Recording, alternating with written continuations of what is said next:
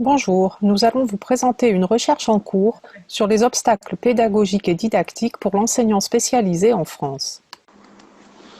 Bonjour à tous, je suis José Amiama de l'Université du Pays Basque et mes recherches portent sur la pédagogie et l'éducation inclusive. J'ai rencontré il y a bientôt 3 ans Karine Reddy et Patrick Urruti qui sont didacticiens de mathématiques et nous avons trouvé une préoccupation commune à nos deux domaines de recherche, l'école inclusive. Nous avons créé un projet commun dans le cadre d'une collaboration entre nos deux universités. Notre projet consiste à réfléchir avec les enseignants et les élèves sur l'expérience d'inclusion. Nous prenons ainsi conscience de notre réalité et générons de nouvelles propositions éducatives contextualisées. Mon français n'est pas très bon, donc ce sont Karine et Patrick qui vont se charger de la suite de la présentation orale. Merci beaucoup. La France, comme beaucoup d'autres pays, a signé sous l'égide de l'UNESCO plusieurs traités qui l'engagent à mettre en œuvre des moyens matériels et humains pour rendre son système éducatif plus inclusif.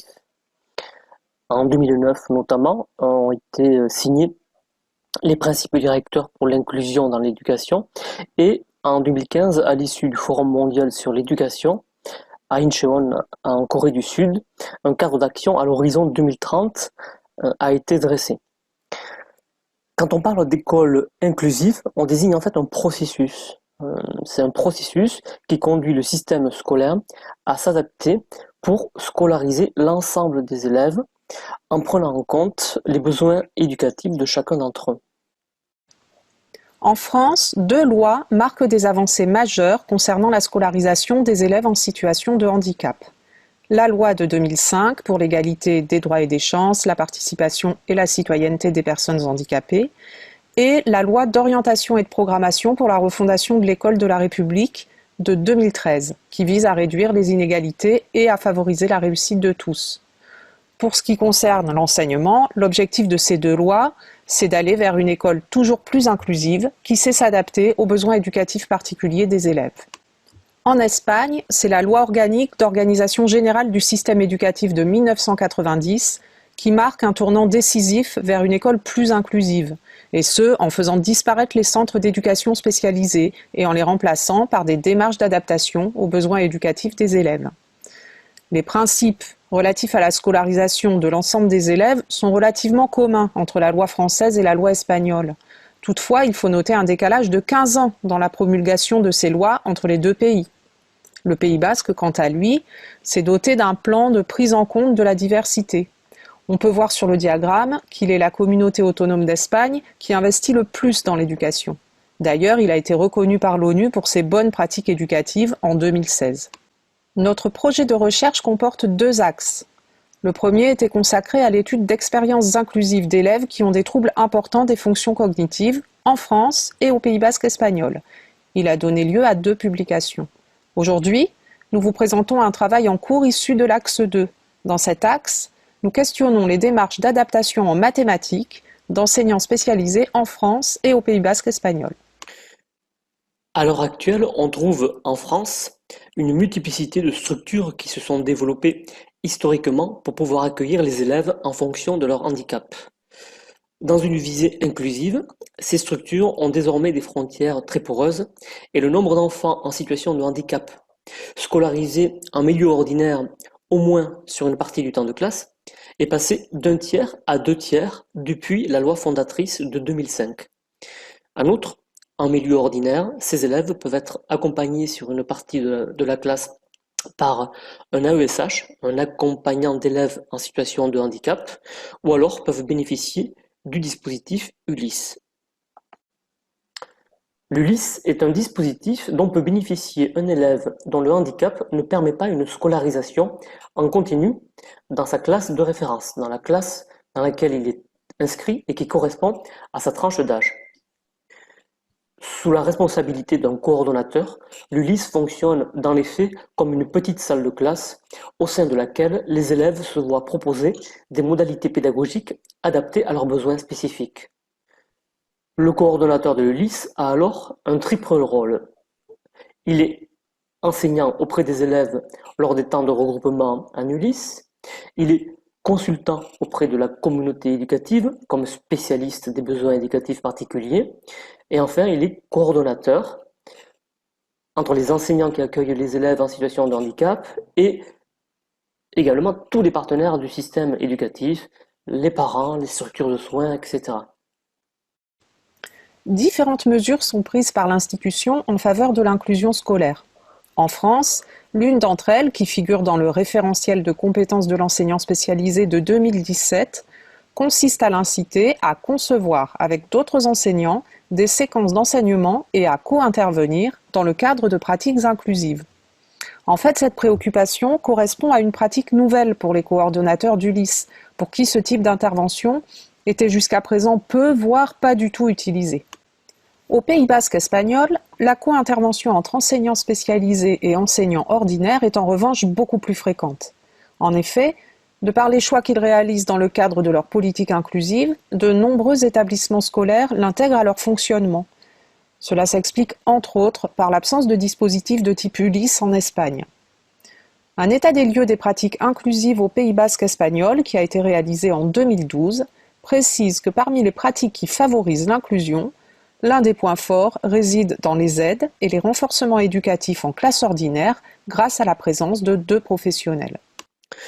Nous allons préciser ce que nous entendons par co-intervention et co-enseignement. Pour certains auteurs, le co-enseignement, c'est le fait d'avoir 2 enseignants qui se partagent le même espace classe avec un groupe d'élèves. On peut alors avoir différents types de configurations, différents types de fonctionnement. Sur le diaporama, on a présenté 6 exemples différents qui correspondent à la proposition de Friend and Cook. Ces différentes configurations peuvent être associées à différents moments dans une démarche d'apprentissage, par exemple. Évidemment, peuvent s'installer entre les 2 enseignants des pratiques qui sont plus ou moins inclusives. Si, comme dans la configuration 4, l'un des enseignants travaille de manière systématique avec un groupe d'élèves en difficulté par exemple et sur des activités à part, déconnectées du projet d'enseignement de l'autre collègue, on se retrouve de fait dans un fonctionnement qui devient ségrégatif et qui reproduit le fonctionnement de classes spéciales pour ceux qui ne peuvent pas suivre avec les autres élèves.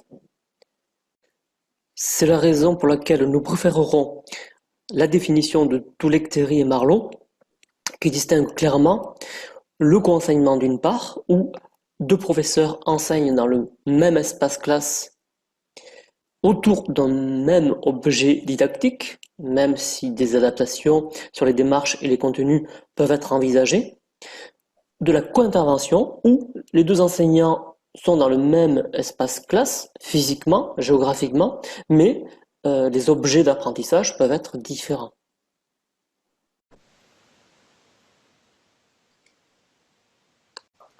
Dans notre étude, nous distinguons 2 types d'obstacles auxquels les enseignants peuvent être confrontés en situation de co-intervention. Le premier type est constitué des obstacles qui sont liés au savoir en jeu. Nous les appelons obstacles didactiques. En mathématiques, c'est l'analyse a priori qui aide en général à les identifier. En particulier, le référentiel de compétences de l'enseignant spécialisé de 2017 précise que ce dernier doit être en mesure d'identifier ce type d'obstacle pour envisager les démarches d'adaptation nécessaires. Le deuxième type que nous considérons est constitué des obstacles qui ne sont pas directement liés au savoir en jeu. Nous les appellerons obstacles pédagogiques. Dans notre étude, c'est du point de vue de l'enseignant que nous nous plaçons. Les obstacles que nous cherchons à identifier sont ceux qui sont qualifiés d'obstacles à l'acte d'enseigner dans la présentation de ce colloque. Lors de la conception et de la planification de cette recherche, nous avons formulé 3 questions. D'une part, nous cherchons à savoir quels obstacles pédagogiques et didactiques les enseignants spécialisés et les enseignants ordinaires rencontrent lorsqu'ils préparent et lorsqu'ils mettent en œuvre une séquence d'enseignement en mathématiques en co-intervention. D'autre part, nous nous demandons si les pratiques que nous observerons relèveront du co-enseignement. En d'autres termes, le savoir en jeu dans la séquence sera-t-il au cœur des préoccupations de l'enseignant spécialisé et du professeur de mathématiques? Sinon, pourquoi? Enfin, nous questionnons les bénéfices pour les élèves et pour les enseignants ordinaires et spécialisés des pratiques de co-intervention. Dans cette étude qualitative, nous accompagnons 2 coordinatrices d'ULIS et 2 professeurs de mathématiques français dans la mise en place d'une séquence d'enseignement en mathématiques en co-intervention. Pour accéder aux dimensions cognitives et affectives de leur activité, nous nous appuyons sur des observations filmées des séquences d'apprentissage mises en place en fin de processus, mais aussi sur des entretiens et des focus group enregistrés entre enseignants spécialisés et ordinaires et entre enseignants spécialisés basques et français. En raison de la crise sanitaire, la méthodologie a été interrompue après les focus group réunissant les 2 enseignantes spécialisées françaises et leurs homologues basques espagnols. Après une analyse a priori de la séquence d'apprentissage proposée, nous utilisons les outils théoriques développés par Bucheton et Soulet pour analyser l'action et les prises de décision des enseignants au regard de la situation et de ses contraintes. Ils définissent les gestes professionnels comme des signes verbaux et non-verbaux adressés à un ou plusieurs élèves pour susciter leur activité. Ces gestes sont didactiques car ils ont pour objectif premier la construction de savoir. C'est en principe la préoccupation centrale du professeur, mais il la conjugue à d'autres au sein d'un multi-agenda de préoccupations enchâssées qu'on observe par la manifestation d'un certain nombre de gestes. Bucheton et Soulet ont identifié 4 autres catégories de préoccupations en étroite relation avec celle du savoir. Les gestes relatifs au souhait de maintenir une certaine atmosphère dans la classe, les gestes de pilotage des dimensions spatio-temporelles, les gestes d'étayage, concept que les auteurs empruntent à Brunner et qui recouvre le faire comprendre, le faire dire, le faire faire, et pour finir les gestes de tissage qui correspondent à ce que l'enseignant met en œuvre pour faire des liens entre les apprentissages et donner du sens au savoir visé. Il nous paraît pertinent de compléter le cadre théorique de Bucheton et Soulet, dont l'objectif premier est d'étudier l'agir didactique situé, par celui de la double approche ergonomique et didactique, qui nous semble plus appropriée pour analyser des pratiques déclarées. Robert et Rogalski proposent de décrire et de reconstituer des logiques d'action des pratiques enseignantes à l'aide de 5 composantes. La composante cognitive qui traduit les choix de l'enseignant sur les contenus, les tâches, leur organisation. La composante médiative qui renseigne sur la mise en œuvre des activités. La composante personnelle qui représente tout ce qui est propre à l'enseignant, son caractère, ses connaissances, les attitudes qui en découlent. La composante institutionnelle qui considère l'administration, les programmes, les horaires. Et enfin, la composante sociale qui prend en compte les élèves comme appartenant à différents groupes sociaux, mais aussi les autres acteurs de l'établissement. La crise sanitaire nous a contraints à interrompre notre recherche. Les 2 enseignantes françaises n'ont pas pu élaborer et mettre en œuvre une séquence avec leurs collègues de mathématiques. Néanmoins, elles ont observé des enseignants spécialisés en situation dans une classe en co-intervention, dans une classe au Pays Basque espagnol, et ont échangé avec eux au sujet de leurs pratiques, de la mise en œuvre de l'école inclusive également dans leur établissement. Tout cela a permis aux enseignantes françaises de préciser leurs attentes et leur vision du travail dans le cadre d'une future collaboration avec un collègue de mathématiques de leur collège. Nous avons donc recueilli leurs témoignages à travers des entretiens individuels. Ces échanges ont été organisés autour de 3 types de préoccupations. La manière dont elles envisagent la collaboration avec le collègue de mathématiques, plutôt sous forme de co-intervention ou de co-enseignement, avec la définition qui a été faite précédemment. La nature des obstacles pédagogiques et didactiques auxquels elles pensent être confrontées dans le cadre qu'elles envisagent, et également les bénéfices que pourrait apporter ce travail pour les élèves comme pour les enseignants. Pour interpréter les réponses des enseignantes, nous gardons à l'esprit, d'une part, le cadre de Bucheton, avec les différents types de gestes professionnels qui s'articulent pour conduire les élèves vers la construction de savoir et qui sont rappelés dans les cases jaunes à droite de la diapositive. D'autre part, le cadre de la double approche ergonomique et didactique de Robert et Rogalski, qui décrit et recompose les pratiques de l'enseignant dans toute leur complexité, en cherchant des éléments d'interprétation au-delà de ce qui se perçoit directement en classe. Ces différentes composantes sont rappelées dans les cases bleues. Sur chacune des diapositives, nous avons aussi encadré en rouge les éléments de ces cadres théoriques qui nous paraissent directement concernés par l'interprétation qu'on est en train de réaliser. La préoccupation première des deux enseignantes françaises est la question du savoir. Elles veulent pouvoir anticiper sur la séquence qui sera élaborée et mise en œuvre en pouvant apporter leurs compétences, notamment dans l'adaptation des supports et des démarches qui seront proposées aux élèves. Les deux enseignantes veulent être partie prenante dans l'élaboration de la séquence et de ces adaptations à l'ensemble des élèves de la classe et se sentent parfaitement légitimes dans ce rôle de pilotage, pourrait-on dire, du travail conduit avec les élèves selon la terminologie de Bucheton. C'est donc dans un co-enseignement qu'elle se projette, avec la définition qui a été donnée antérieurement, qui ne se limite pas à simplement l'accompagnement des élèves qui relèvent de l'ULIS. Cette vision du métier qui fait d'elles des enseignantes à part entière, qui animent un groupe, qui favorise les interactions entre élèves autour d'un objet d'apprentissage, est héritée en fait de leur expérience personnelle. En France, les enseignants spécialisés sont des enseignants ordinaires qui ont exercé pendant plusieurs années avant de passer une certification, souvent après une année de formation, pour intégrer un dispositif d'éducation inclusive. C'est donc ici, en référence à la théorie de la double approche, la composante personnelle qui prend le dessus dans la manière dont les enseignantes imaginent leur projet de co-enseignement. Cette vision est aussi affirmée par la présence en France des AESH qui jouent, eux, le rôle d'accompagnement de l'élève, d'où la nécessité de se démarquer et d'affirmer sa spécificité comme un enseignant ou une enseignante à part entière. Ce n'est pas le cas au Pays basque espagnol où les AESH n'existent pas et ce sont en fait les enseignants spécialisés qui jouent ce rôle d'accompagnement dans la classe. Dans notre deuxième question, nous nous demandons quels obstacles pédagogiques et didactiques les deux enseignantes spécialisées identifient a priori dans la préparation et la mise en œuvre de la séquence. Elles relèvent en priorité des obstacles liés à la composante institutionnelle.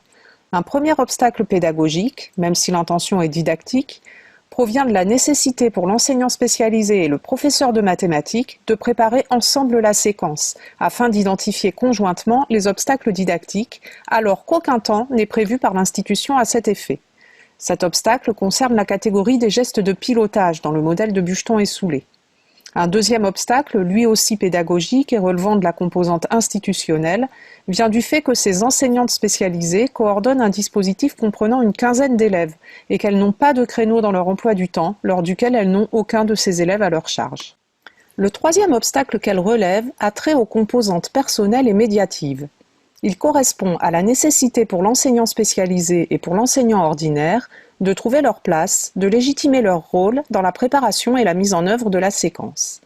En 2018, Saillot et Malmaison identifient une sixième catégorie de gestes dans le modèle de Bucheton et Soulet, qu'ils nomment « gestes d'ajustement réciproque entre les enseignants ». Cette catégorie, interreliée avec les 5 autres, est inhérente aux situations de co-intervention et reflète la préoccupation supplémentaire décrite par les deux enseignantes spécialisées de notre étude. Les gestes d'ajustement réciproque sont assez visibles dans les pratiques observées au Pays basque, ce qui peut s'expliquer par le fait que la co-intervention étant systématisée dans le fonctionnement du collège, les enseignants spécialisés ne choisissent pas les enseignants ordinaires avec lesquels ils co-interviennent. Tout se passe comme si l'enseignant spécialisé devait s'adapter non seulement aux besoins éducatifs des élèves, mais aussi aux collègues avec lesquels il mène la séance. Nous avons demandé aux deux enseignantes comment la séquence de co-enseignement qu'elles envisageront pourrait a priori profiter aux élèves comme aux enseignants.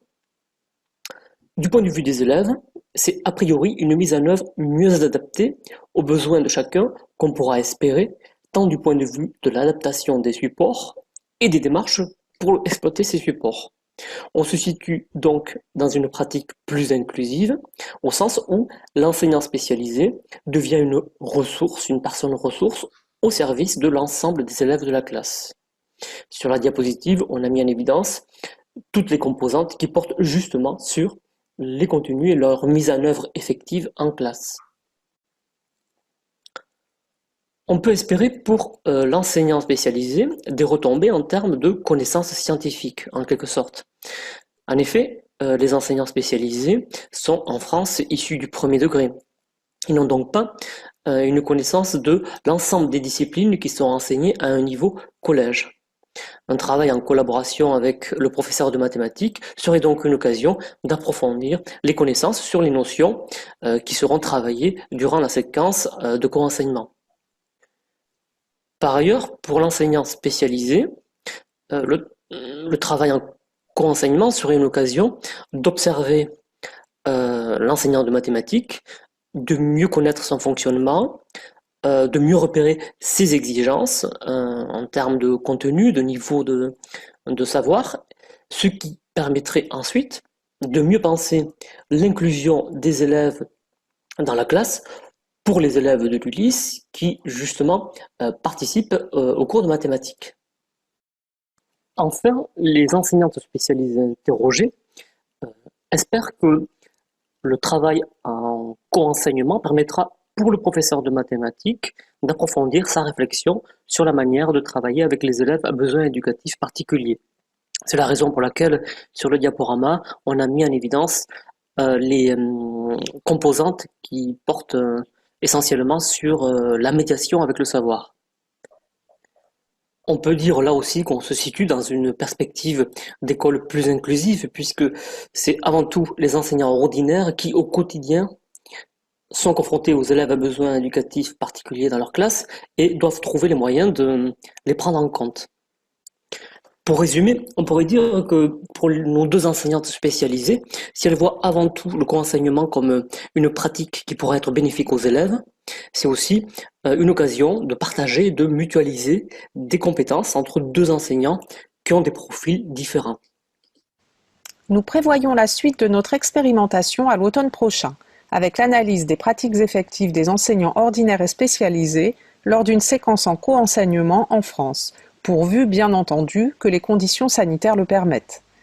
Notons que même dans l'hypothèse heureuse d'une reprise des cours à la rentrée en France, il est possible que les règles de distanciation qui devront être appliquées par les enseignants en raison du protocole sanitaire à respecter altèrent significativement les gestes professionnels que nous pourrons observer. Nous vous remercions pour votre attention.